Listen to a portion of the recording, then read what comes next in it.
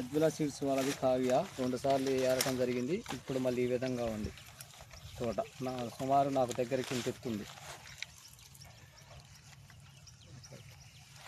ఇంకా కాయ కోస వరకు కాయ ఉంది, దగ్గర గనుపు.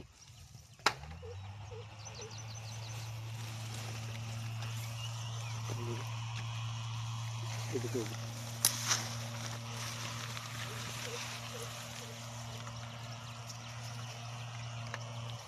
పిందె పూత మళ్ళీ యథావిధిగానే ఉంది. ఈ కొమ్మ చూడండి ఏ విధంగా ఉందో. 2 సార్లు ఏరటం జరిగింది. ఇప్పటివరకు 15 క్వింటాలు వచ్చింది ఎకరానికి. కావ్య, ప్రజ్వల సీడ్స్ వాళ్ళది కావ్య.